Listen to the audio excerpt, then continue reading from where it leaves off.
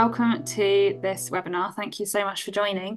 We're going to be talking about the first of our citizen-led focus groups, which was a bit of a pilot and a tester for how these might work and how we might be able to roll them out a bit more widely. And so mainly massive thank you to Mogg Watch group for working very hard on this and for also kind of putting up with the fact that this was a pilot. So we'll be hearing quite a lot from them, I think, on some of their reflections and lessons. Overall, it's been an incredibly valuable process. We've learned so much through doing it. So we're really excited to share the findings with you today. They're quite early findings. So we wanted to share them with all the groups as early as possible, really. And also tell you a bit about the focus group process, because it's something that we're hoping to do in more groups more widely. So hopefully it's an interesting session. Could you go to the next slide, please, Marijn? Thank you. So what we're going to cover today, we're going to talk about the focus group process itself. So how we went about setting it up, and what we were looking to find out. I'll talk you through some narrative testing we were doing and what we mean by that. The main themes that came out of the focus group and some lessons for next time. Also then Jessica's going to speak through or talk about kind of what this might mean for MP Watch's messaging more widely if we have time. I can see she's also put a document in the chat, so if we have time we'll talk through that as well. We might need just over an hour, but obviously if anyone needs to drop off at the hour, please do, and we're around to go on till 8:30 if anyone has questions, and we can keep going till then if there's a good discussion. Next slide, please, Marijn. Sorry, you're going to all get bored of me saying that.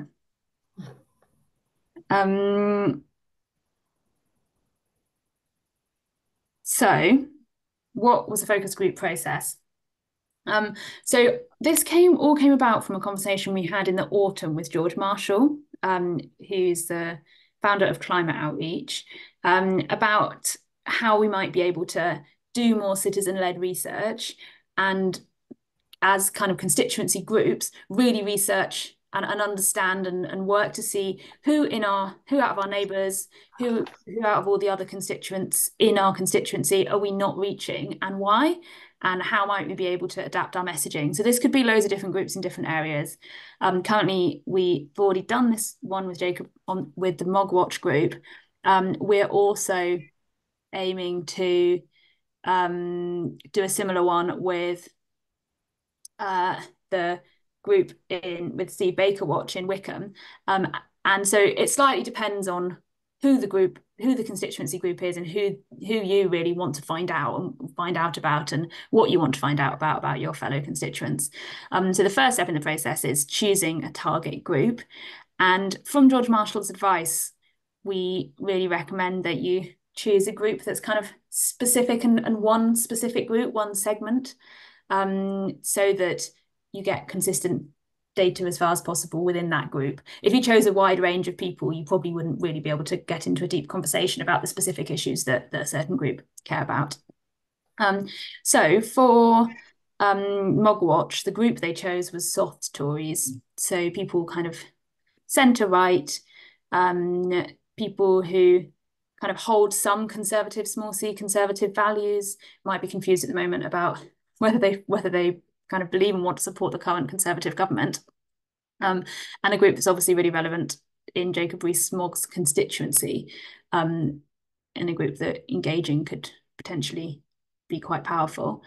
So that was the first step. The next step was sorting out logistics and invites. So we were aiming to get 10 people, around 10 people in a room to run the focus group with.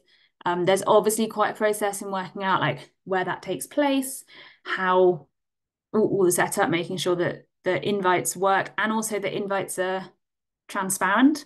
We'll get onto some of the lessons learned about that at the end. Then we needed to perfect the script, work out exactly what we were going to be asking the focus groups, and what we wanted to understand. And George Marshall, we were really lucky to have a lot of expertise from George and from others at Climate Outreach in that. Then there was obviously running the group itself. That took um, a lot of work from the team, and then analysis afterwards. So we're going to we'll mainly talk about analysis and the themes that came out of it. David and Sarah, I know you're both here. I just wondered if there was anything you felt it might be helpful to share about the process itself, and maybe about like your role in particular as the constituency group in choosing the target group and doing all the invites. Sorry to slightly jump it on you. Sarah, jump in if you want to add anything. We particularly need to focus on this target group, the soft Tories, because we've got a very divided electorate against Jacob. Labour and Lib Dem are neck and neck, and we need to dent his just over 50% of the vote that he got last time by creaming off.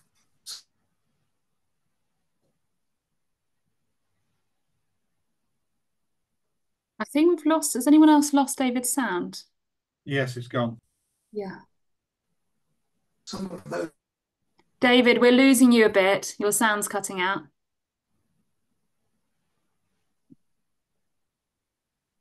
Might be Wi-Fi problems. Sarah, people to think again.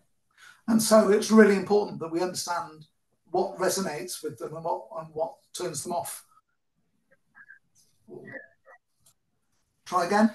I've turned the video off, so you don't have to see. You're coming in and out a little bit, David. But I think we understood.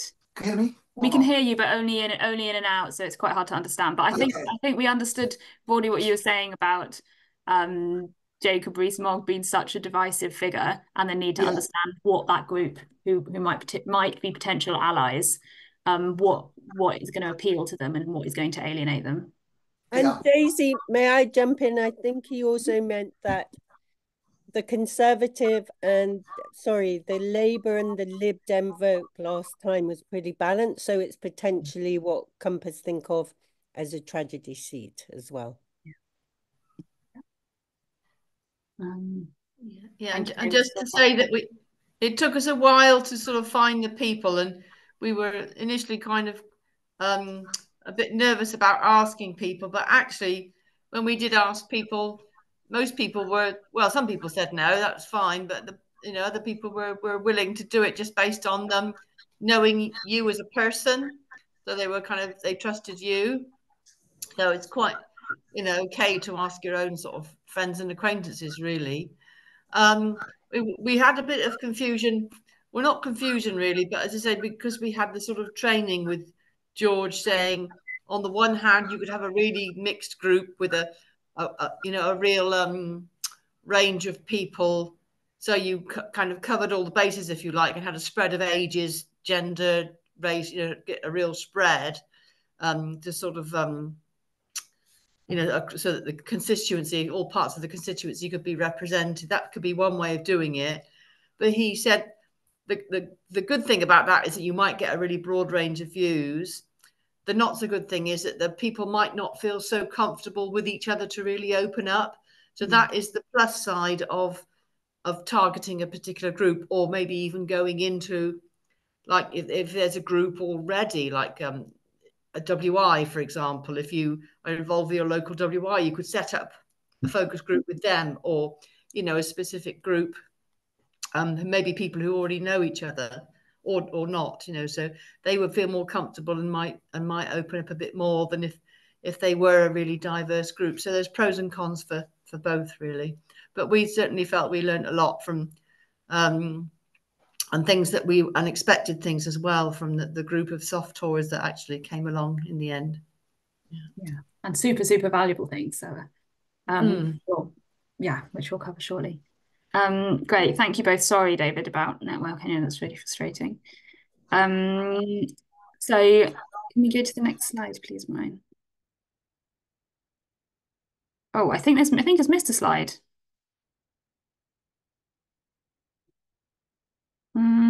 Do you mind stopping sharing and re-sharing, Marianne? I think maybe what happened is I added a slide in while you're sharing. Oh, hang on. Yeah. If you unshare and reshare, I think it will show it. Sorry. This is...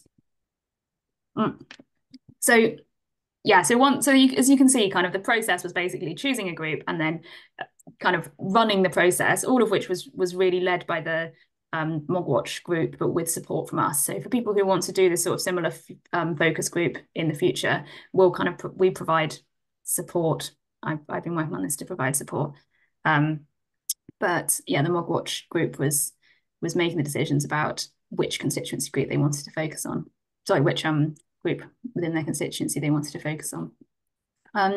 So I'm just going to talk a little bit about the script itself. Hopefully we'll get the slides back.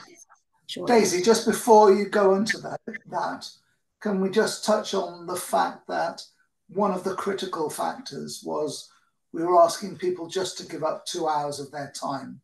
Yeah.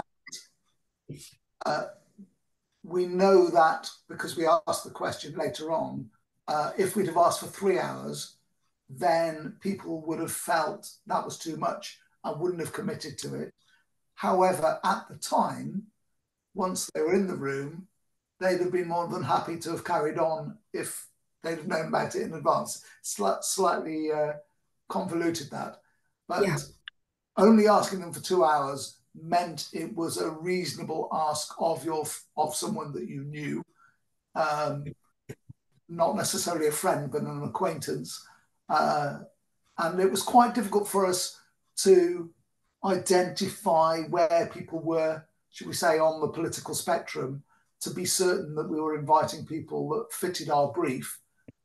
And in fact, in hindsight, there were a couple of people that sat outside our core focus, and that proved really useful in the end as giving us the boundaries of our group.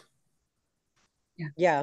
Also, David, if you don't mind my jumping in, they were very enthusiastic at the end, and one of them expressed, very positive, said we were a ray of light in a grey landscape, and somebody else offered to be part of a regular panel to feedback, and one person it was quite hard to get rid of, so we could chat amongst ourselves. Yeah. Exactly. I think that's all super helpful. Thank you. And David, yeah, the point about 2 hours is very, really important. And you can see here, so this is everything that we had to cover within those 2 hours. So the script itself contained 10 questions, and those questions started quite broad, which was deliberate. That was to kind of see what people naturally spoke about when they were talking about politics in general, when they were talking about politicians in general. Then we started narrowing it down slightly. We started bringing in themes of trust and honesty to see what language people used when they spoke about trust and honesty, who they naturally said they trusted. And we'll get on to all the actual findings in a second. And then we asked them to rank from 1 to 10 what issues they thought it was important that politicians were honest about. Again, we'll get to that. And then by this point, we still hadn't mentioned MP Watch, which is difficult to navigate, and we'll talk about some of the challenges that come with not being able to be completely open about who we are. And that's because we don't want to kind of sway the focus group in any way. We wanted people to give their kind of completely instinctive first reactions to talking about trust and honesty. And if they knew we were MP Watch, they would have obviously Googled MP Watch, and that would have kind of shaped how they were thinking and talking. So that was something that we had to kind of handle really as kind of how are we still really transparent about that without compromising any of the results. So yeah, then we had a sort of reveal, and in the reveal we said we're MP Watch, this is what we're about, this is who we are. And after the reveal, there were then a few more questions which asked about, what do you think of this idea of MP Watch? What do you think about climate and honesty? And then we did something called narrative testing. So in the narrative, I can see questions in the chat, which I'll come to in a second. In the narrative testing, I'll get onto that in a moment. We tested 4 key narratives, which are kind of different ways in which MP Watch could talk about itself. And we'll try and test those same narratives at all the different focus groups we do, so that as we go, we really kind of build lots of evidence about how those narratives are landing, there's space within them to make changes locally. And then at the end, we collected consent at the beginning, but at the end we asked some key values and demographics questions. And that was to kind of understand where people might be on the political spectrum outside of parties, because obviously people might not feel conservative based on the current Conservative government, for example, but they might be right of centre in their values. So those were questions like, how important is it to respect authority and that children respect their parents? So it's kind of broader values questions rather than political questions, and then some demographic questions. And we'll collect those as well in all our focus groups, so that as we're collecting this data, we can kind of look at it against different demographics. I can see a question in the chat about how we invited people, which is a really good question. We were just really open and honest in terms of inviting people, and said that this is how focus groups work. Normally, like, we can't say completely who we are, because we want you to be able to be completely open and give your instinctive responses, but we'll reveal who we are during the session. And the same at the beginning of the session. We said we were a non-partisan group made up of citizens from all walks of life, interested in standards in politics, I think was the line. So we gave enough to show who we were, but didn't talk about MP Watch specifically. Can I have the next slide, please, Maureen?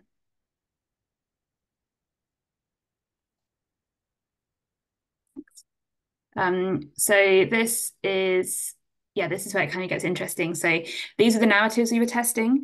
And these narratives were I looked at the MP Watch website and some of our social media, and kind of some of the different language that MP Watch and all of the different MP Watch groups use, and kind of grouped that into these broad narratives, which were like deliberately very kind of over the top and broad brush, because that's what they needed to be able to properly test them. So the first narrative was the unjust present narrative, and that was saying the system's really unfair.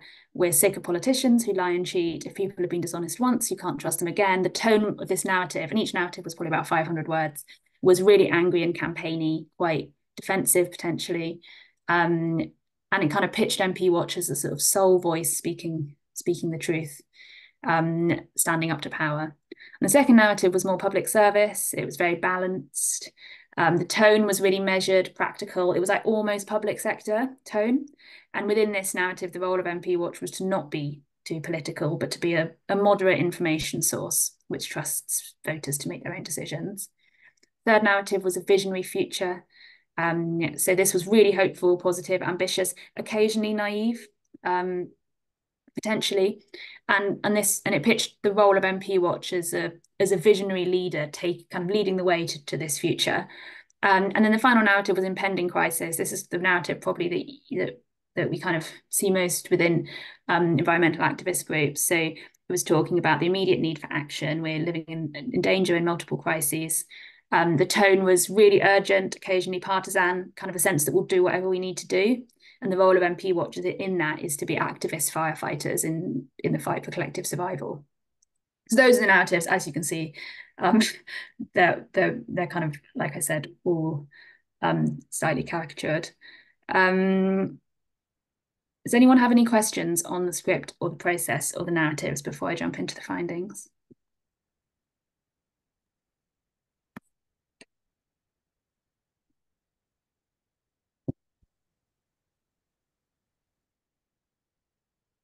Yeah, just do you expect the delegates to zone in on one of the narratives alone, or do you let them sort of take a halfway position? Yeah, sorry, that's a really good point, because I didn't actually say how we tested these. So we gave each participant the narrative, which I said was 500 words, on a piece of paper, and we gave them each a red and a green pen, and we read through the narratives, and they had to react instinctively as we read, so they didn't have lots of time, to each line or each section of the narrative, whether it felt true, whether it felt right, or whether it felt wrong, with using the red and the green pen. And then afterwards, we had a more kind of qualitative discussion about which narrative did you like best, why, was there anything else you wanted to share about them. So then we collected in the sheets at the end. So at the end, we can kind of compare. And it's, again, that's why we're using the same narratives each time, because we're going to collect lots and lots of these sheets, and we'll be able to, it's already, even just from the people in that focus group, really helpful to be able to see people completely independently, without discussion, reacting in similar ways to similar bits of the narratives. Yeah, thanks for the question. Chris. How did you choose the 4 narratives? The one I can't see is that I would have thought of is something like an authoritative source, so a well-known charity or something like that that's climate science based or something like that. You know, how do we come down to these 4 rather than other 4s? Yeah, so each of the narratives is talking from the point of view of MP Watch. So it's kind of different ways we could position MP Watch, if that makes sense. So what I did is I went through all the text we already have about MP Watch. I looked at all the language we already used, and I sort of coded it, looked for themes. These were the 4 themes that came out of it, and alongside kind of some of our documents about like where we want to go. So this was kind of looking at where we are and where we might be going, the different options for it. Some of the actual exact lines in the narrative were taken directly from our website. Some of it was kind of made up to fit that theme. But I think that sort of what you're describing, Chris, is probably most aligned with the public service narrative, which was kind of moderate information source. But it was interesting because at the beginning, people didn't understand what narratives meant, and they were really fighting, giving their gut instinct, saying, I want to think about it, I don't. So we need to position how we're doing it a little bit, how we introduce it a little bit. And afterwards, Daisy, you definitely thought, and I agree with you, that for at least for this group, it might have been a good idea to do a kind of bit of a traditional British kind of view. And it was interesting, you're probably going to get onto this, but it was really interesting that the views that they didn't agree with, they were asking for evidence. Yeah.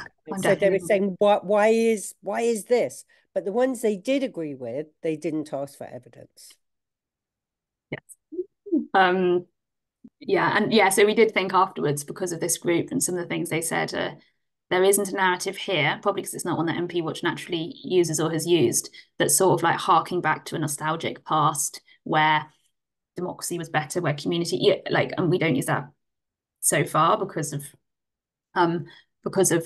what we've been focusing on. But I think that would be like a helpful narrative to test, especially with this group. Okay, next slide. I'm going to get onto the actual findings. So from the narratives, the issue ranking, we took a transcript of the whole discussion, and the forms that the participants filled in. I have gone through and drawn out 8 really broad themes. And it's worth saying that this focus group was 8 people. So these themes are not in any way intended to kind of categorize this whole group.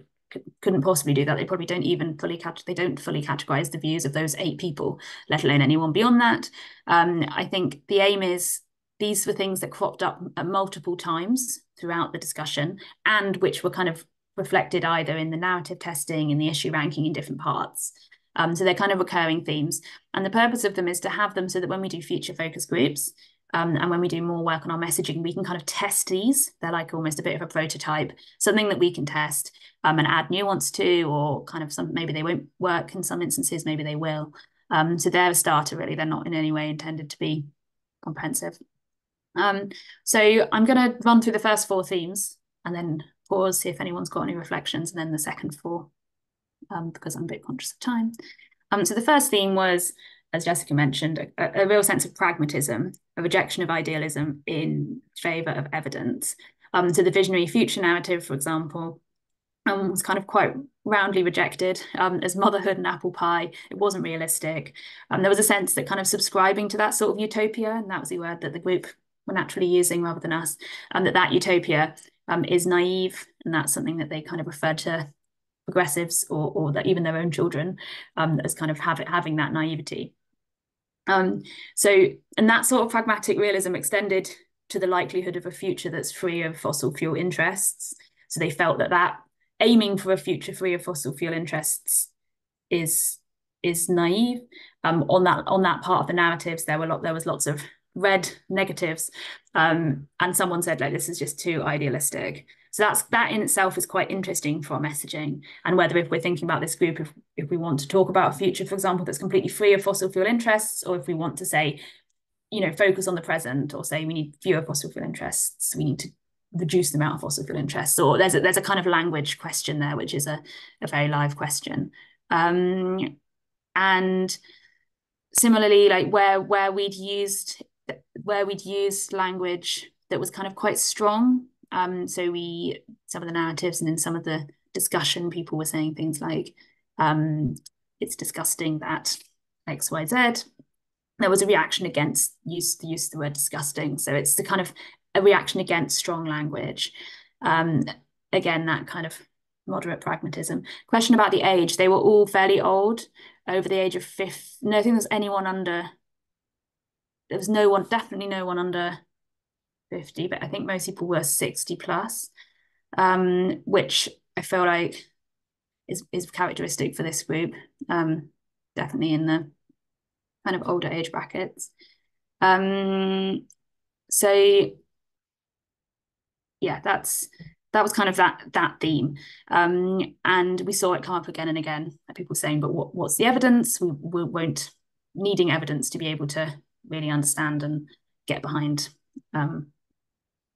something that we were saying. Next slide, please, Maureen. So next slide, the next theme was the need for change in the political system. So there was a really strong kind of general agreement that the current political system isn't working, which was interesting and really heartening. There were kind of instinctive references to Brexit, to Liz Truss's term as a prime minister, and generally like quite high. And again, like this is a specific demographic. Most people had fairly high educational attainment. But there was quite a high level of knowledge and understanding of the political system in general. People were talking about the whipping system. At least two people had read Rory Stewart's book. And there was a definite sense that politicians are sometimes go in with the best intentions, but are in a system that is broken. So that landed well. There was an interesting discussion about PR, about proportional representation. I think a couple of people were kind of tentatively for it, but the majority of the group were against it. There was a discussion about the reduction. People thought that might reduce the amount of representation people had. Not quite sure I followed why. And also that there was a need to compromise with proportional representation, references to systems where you get big coalitions, which I think is often brought up when there's discussions about PR. And also a discussion about how we need to think in longer political cycles, 60 years rather than 5 years was mentioned. So again, implications for MP Watch here is that this group is really aware and interested in the complexities of the system. That was something that they were really engaged and interested in discussing, like more than we might, like, I think often in messaging, it's tempting to kind of distill and be simple in how we speak to be really accessible, but actually the complexity was a discussion that this group enjoyed. Also, like, we don't like Brexit as a case study for broken systems, obviously a bit of a hot potato people don't want to touch, but it was clearly a reference that was being reached for. Theme 3, please, Maureen. So the next theme is the local versus the national and the constituency versus the party. So this came up a lot. There was quite a strong sense of localism, which I think links to the strength of feeling against the control of MPs in the whipping system. Sense that local MPs are often not able to do their jobs because of kind of party powers, party grandees, who are overruling what they're able to do. I quite like this quote. Such as the selection of candidates for a constituency, the parachuting in of some apparatchik from the Conservative Central Office or Labour Central Office because they want him elected, and the fact that he has absolutely no alignment with the constituency he's been parachuted into is a disgrace. Sorry for the assumption there that MP was a man. And it was a he. It was definitely was it a he? he. Yeah. And a little sick after that. So yeah, so a sense that because of that, MPs don't represent their constituency first and foremost. Again, like I think for MP Watch, there's like a sense of injustice there to lean into, and a sense of local pride to really lean into, which could fit really, really well with our model of local groups. Community localism is like attractive to more progressive groups and clearly is quite attractive to this group. So that's some really clear common ground. And a good area to explore. And then theme 4, Marine, and then I'll stop for any thoughts. So the theme 4 is that climate is not the only issue. So people in this group were not against climate as an important issue. Like people actually just agreed it was important. Quite a few of them were kind of identified as environmentalist and were involved in different environmental groups. But they really felt that it was one issue among many rather. This quote says, "Climate might be important, but it's a narrow focus. There are lots of issues. Climate is not the only one that's relevant. There's defence. There's a number of issues. Climate is important, but not the only one." And this ranking here is from the exercise where they were asked on pieces of paper to rank the issues that MPs need to be honest about. So there's an important distinction there. These are not the issues they feel are most important, the issues they feel MPs need to be honest about. So you can see climate's in the middle. There wasn't like a natural linking in the conversation between climate and honesty as such. And I think, again, implication for MP Watch is that like the language around kind of multiple crises, you see health is high here, economy is high, there are clearly social concerns here. So multiple crises might ring more true than kind of climate crisis in particular, without in any way downplaying the like existential urgency of the climate crisis. We did think it was interesting, didn't we, that political allies are so high. Yeah, yeah. I'm going to stop there and just see if there are any comments. Also, like, tell me if I'm going too quickly or if this is not making any sense. I think you're doing brilliantly. It's a lot to get through, so it is a little bit of a whistle-stop tour. It is a bit of a whistle-stop. We'll also share the full write-up as well, so everyone can see it. I'm going to take a few questions. So maybe Hugo. It's going in order of my screen.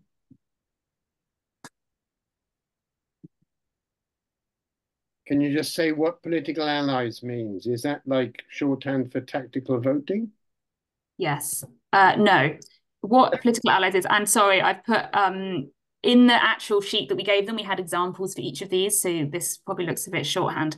So for political allies, we put e.g. behind the scenes deals or working with old friends. So it was this, and we're talking about honesty here specifically. So all these things were honesty. So if anyone wants to, in fact, what I'll do is I'll put the examples in the chat, so that everyone can see what. It would also include Tufton Street, wouldn't it? Don't you think? Yes, sorry, I was just doing my. So both Jem and Graham had their hands up, I think, at different points. Can I just ask, did you know before when you organised the groups if they were all politically sort of engaged in that they voted, or was there anybody who was like more dominating because they had stronger views or felt they knew more, or somebody that wasn't confident?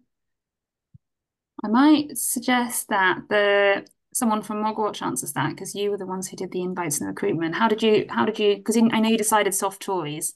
How did you identify soft Tories? We had the advantage that one of our group had been a Tory themselves and therefore had access to a group of people that they knew where they were on that spectrum. My contacts were purely people I perceived without having had any great direct conversations about it with them, but people I'd come across in various ways. One was reported by his wife to my wife that he was definitely a Tory and his wife wasn't. And so it was quite difficult to find exactly how to pick people, but it was really by luck. In terms of the conversations, we were careful not to Chris managed the conversations, who facilitated. Chris managed those really well. And in fact, everybody got a fair crack at it. None of them were shy and retiring. And I think that's probably because we'd selected them because they would come forward. People who possibly wouldn't want to share their views wouldn't have put themselves forward, wouldn't have agreed to come. So everybody was happy to participate, and we were able to get a good range of views from everybody. It wasn't dominated by any individual at all. Yeah. I might take one more question or comment and then move on to the next themes, if that's all right. Graham, did you have a question? I had the same question about political allies. I was thinking more of Russians and things like that. So it's glad you cleared that up. Yeah, thank you for that question. Anyone else? No. So we could move on. Let's move on. We'll have more time at the end as well if anyone has any more thoughts. Okay, so theme 5. Climate deniers should not be unplatformed. This is the language that kind of spontaneously came up. So again, the group believed in climate change, weren't like using the word climate crisis. Some felt more strongly about the need for environmental policies than others. But they felt that climate denialism should not be silenced, and they didn't like any language that was in the narrative that they felt was cancelling oil companies. So they said, I agree that climate change is happening, but I believe in free speech. It's a direct quote. So similarly, and this is where the kind of word, one of the narratives said, it is disgusting that oil and gas companies have so much influence. That received kind of no positive responses and a negative response around disgusting. So again, a kind of worry, a sense that kind of no one should be vilified, that the debate should kind of be decent.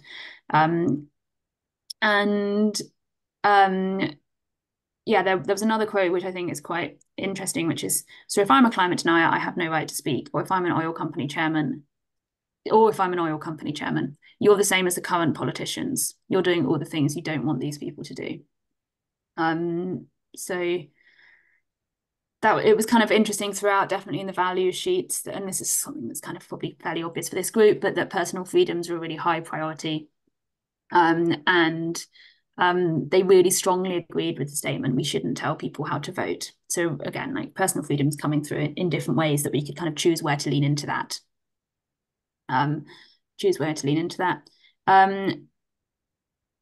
Next theme, please, Ryan. So when we spoke about honesty directly with the group, it came through in the language they were using and in where they were responding, that kind of the idea of trust and standards in politics had more of a solid meaning than honesty. When they were talking about honesty, one of them said that someone they thought was honest was Lee Anderson. And that's because they said, Lee Anderson is authentic. He says it like it is.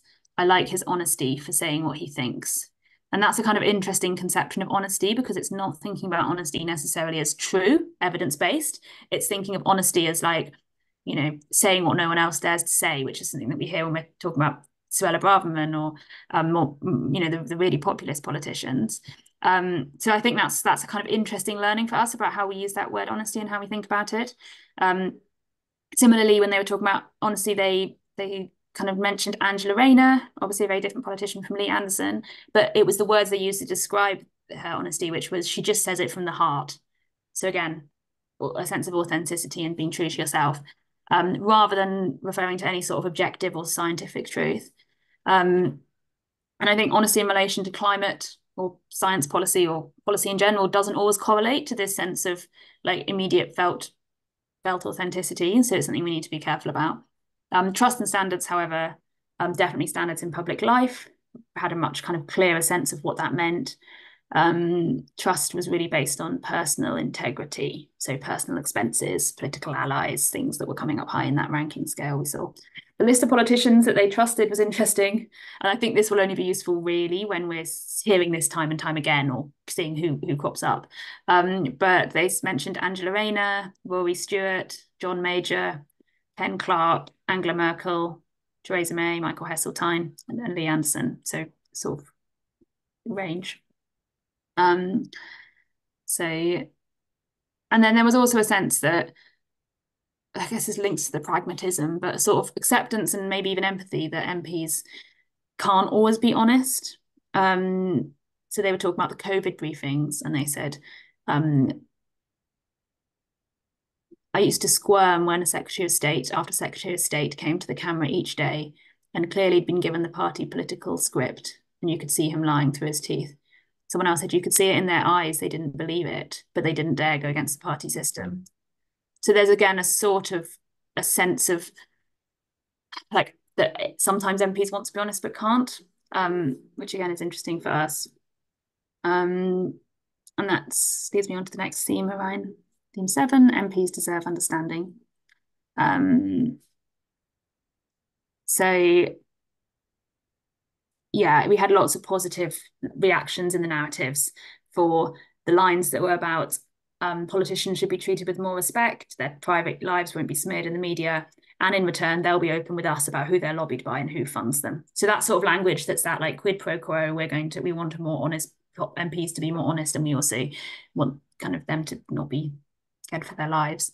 And then similarly, of course, there are a small number of bad actors, but most politicians go into politics because they genuinely want to make a positive difference. So sort of fostering understanding. And then finally, so a sense that some of these values, like there is like going to be quite an extent of testing and then like potentially cherry picking, seeing where they might be able to want to lean into some of these, where we don't want to go near some of these. There's a sense that some of these are going to be really helpful for our mission to kind of expand and bring more people into the climate movement and demanding trust and honesty in politics. As Jess said at the beginning, there was a really palpable warmth in the room at the end towards MP Watch, and I think that was quite telling, really, seeing as they'd had to give quite a lot of trust for being on this journey where they hadn't really known at the start who MP Watch was at all. So someone said, I was really cautious when I came along, but if it helps us globally, I'll be pleased. So I think that's, as Jess said, the kind of ray of light in a grey scenario. Yeah. So standards, community, the small guy against the big, those kind of things really resonated, which are part of kind of MP Watch's regular kind of messaging, really. Free speech, not so much. We've got to let the oil companies have their say. Yeah, sorry, Daisy, over to you. Back to you. I think with that one, the kind of reliant the interest in evidence at the start is really helpful. It's more kind of tackling going on a sort of emotive or angry basis is more likely to alienate this group. Going with evidence against the oil companies is going to be stronger. So it's like how we address that rather than saying like, look, we're not going to follow that clearly. But yeah, it's helpful in the how. Any thoughts or comments from anyone? Can I go back to the local versus national and ask whether there was any sense of either identification or even antipathy towards other areas of the country, because it seems to me that you're in a fairly affluent part of the country. Was there any mention of, I don't know, Liverpool or even closer to home, you know, the St. Paul's area of Bristol? Was there any sort of consciousness that you know that local versus national might be, you know, us against them? Let's go over to David, but I don't think that like red wall versus blue wall thing. I wasn't conscious of that. David?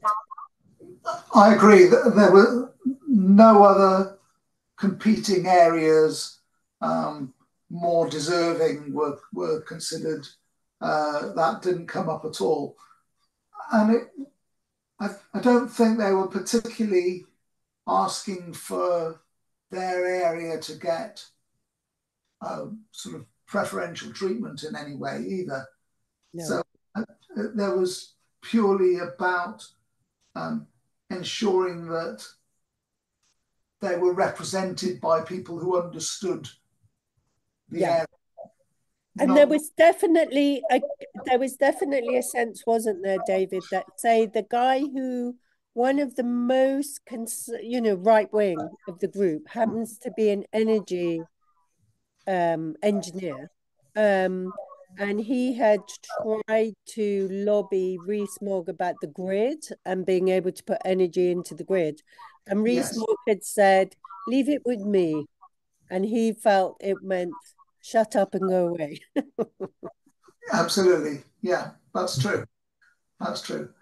So I think they're quite open-minded about that. I don't think there wasn't any sense that this was that they needed to fight for the rights of their constituency in that way. Of course, they're quite privileged, aren't they, David, really, by comparison? But also, we must also remember we were in the room. So it was interesting to me on reflection that Boris didn't come up. But and that might have been because of us. But some of the sort of prejudice ideas they might not have wanted to express in front of people who they might think of as potential progressives in the midst. That's something we can't quite know. So there might be a sort of a hidden area that wasn't tapped that you might. I think that's a really helpful thing to. I think that's a really interesting dynamic to explore in the local, the kind of championing the local. That's interesting. I think it would have come up if it was strongly felt. There was certainly opportunity for it to have come up. I think that's the sort of thing that when we kind of add nuance to this, as I said, by kind of doing further focus groups with a similar group, is the sort of layer that will be helpful to kind of unpick a little bit. It's an interesting point. So I think Chris and Hugo. I'm sorry, I don't know who was first. Maybe Chris. Sorry, Hugo. Okay, mine was. We've also got Hugo as well. So my question was again on the national local bit, and I know this is about MP Watch and therefore MPs. Was there anything that came through about the values around local councillors and their knowledge and understanding, or was that just out with this discussion? Didn't come up. There were questions. I mean, the opening question: what do you think of politics in general? A later question like what politicians do you trust? So there was definitely there was no ruling out of what was in the scope of this discussion in those really early broad questions, Chris. So in a way it's by omission is kind of interesting that it didn't come up at all. But it also they were quite a urbane, well-connected lot as well. So I felt that even though they didn't keep referring to it, they would have had connections to the council.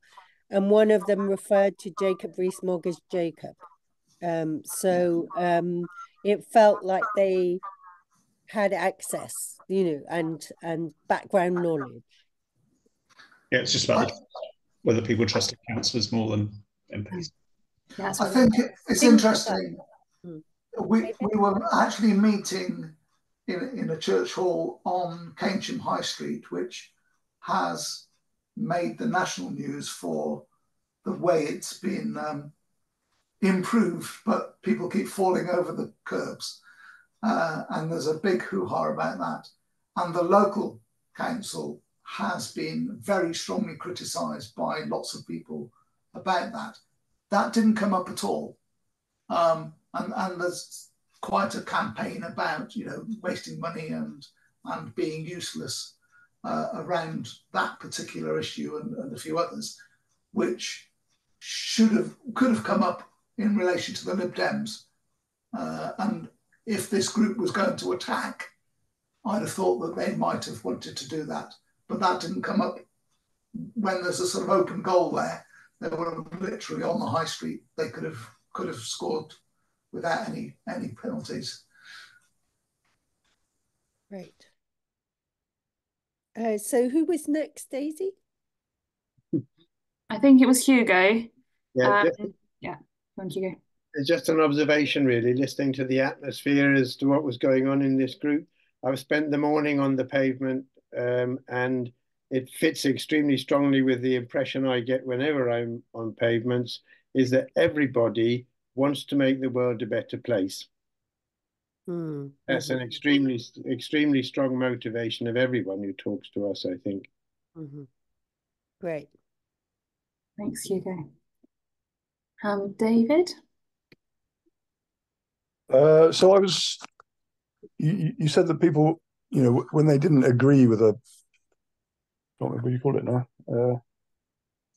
narrative. a way Yeah. forward, they tended to ask for evidence, and I kind of wondered what sort of evidence they might have been looking or might have found convincing, really. I'm not sure that, they wouldn't have told you probably, but it would be interesting to know.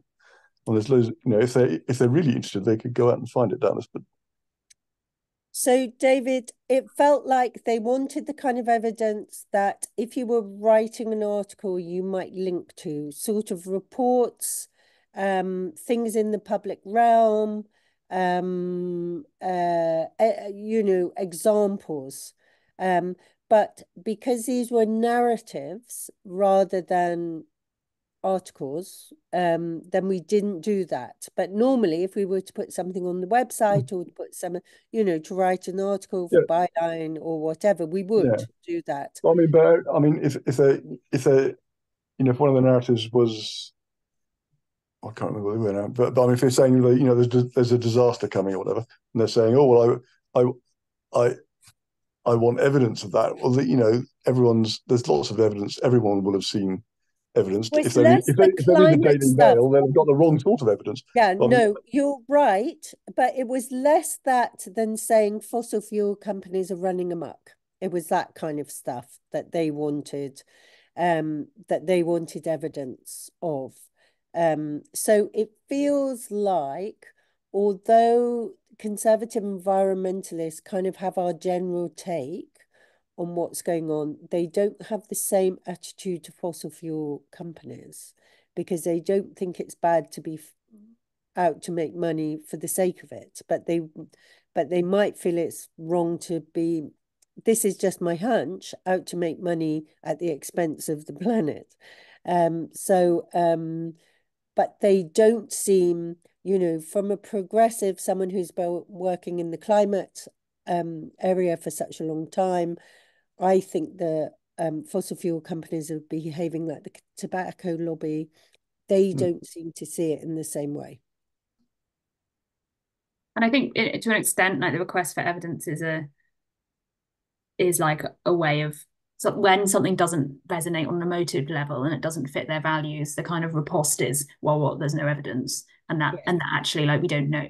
That's not to say that like providing evidence would change their mind on those things. I know. I certainly. Yeah, I think that's what you were saying anyway, David. If you're a sort of anti-vaxxer and you ask an anti-vaxxer, well, what sort of evidence would change your mind, and they struggle actually So I just wondered if it's that sort of a situation, or really whether there is information that would actually. I mean, it's really fascinating, David, because a lot of climate folk feel like there's no point in just arguing on evidence because the science, we've had the science for a long time and it hasn't changed people's minds. But on the other hand, these people, certainly when they're feeling defensive, are asking for evidence. But what it might just lead to is might be a standoff rather than convincing people. So it's an interesting but untested kind of area, really. Yeah. Graham, I think you're next. Hi. I'm very interested by the idea of honesty because psychologically speaking, if you speak from authenticity and integrity, you're in power. the minute you speak from somebody else's integrity or position, you actually lose power.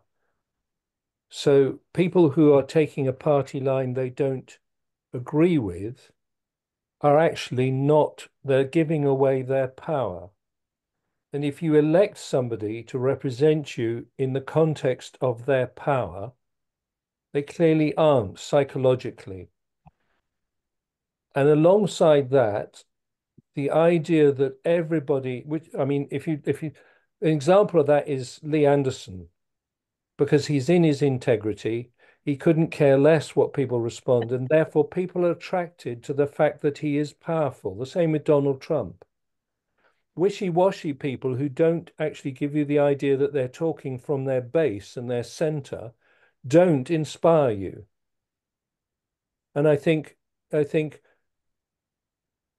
just thinking about the idea of honesty in terms of a personal position and honesty in terms of a concept, I wonder if it isn't better to approach people who disagree on the understanding that they actually are in politics for a good reason.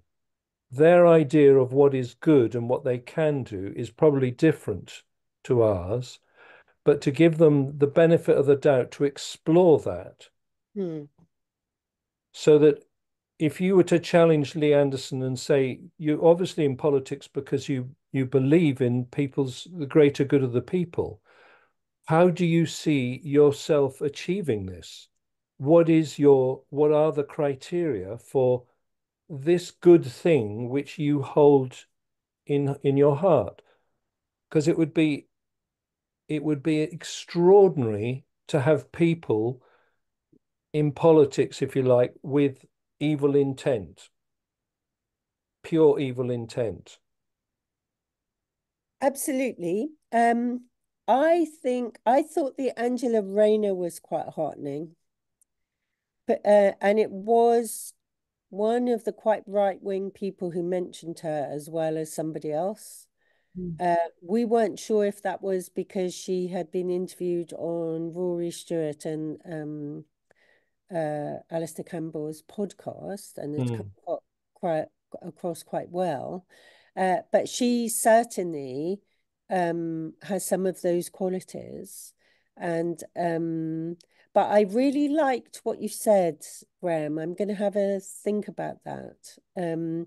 Because it's a different kind of take on honesty to the one that we went into this process with. And I mean, this is going to sound like I'm being super pretentious, but forgive me, it's not. It's because I studied it at A level. In Othello, Iago is called an honest man many, many, many times, and he is the arch villain who takes down, Othello, obviously, but he sounds like one of the lads. So it would be like it would be like Anderson taking down Rishi Sunak, I guess. There's a kind of, one of us kind of feeling about. So this word honesty, it's not straightforward. Anyway, I've said too much and we're at time. I just want to add one other thing. In the art of war, direct confrontation is extremely expensive energetically. If you take the energy of the opposition and then turn it to your advantage, it's much easier to win a battle. I never thought I'd hear a quote on this thing on our webinar for the Art of War, but thank you. That sounds like martial arts as well. Graham, let's have a think about how to do that. That would be fantastic. We're running out of time though. Sorry, I'm taking over, Daisy. No, that's okay. It'll be good to hear from Leslie. Leslie. You're on mute. Sharp, isn't it? But I was going to say, I think you're right about everybody wants to make the world better, but sometimes it's useful to ask about who they want to make it better for. And it's people like them. And for some people, those parameters are my family, my city, my neighborhood, my co-religionists, my whateverists. And it's not always universal. So I think there's a lot of exploration to do there about what is my tribe, who do I want to make the world better for, I being the politician that you're addressing. Yeah. But you're absolutely right about kind of playing to the yes, you want to make the world better. Yeah, I think it helps when you're talking to politicians to not let on how you vote, because they're going to see, unless you tell them otherwise, they're going to see you as a supporter, or at least a potential supporter, and want to win you over. Yeah. Yeah. Okay, so Daisy, there's a question in the chat which I think is a good one to try and finish on. Yes, that is good. Yes. Can you, Marianne, do you mind just going to the next slide with this as well, just which I won't talk through, but it's kind of linked. So we've got loads of learnings from this focus group, which I won't talk through, but you can see them here. And these are kind of after discussion with we had a kind of wash-up session with the Mogg Watch team who'd run it, and went through what our lessons were. The next step is, so we're continuing the focus groups. So Baker Watch are excitingly going to be doing theirs in 3 weeks' time.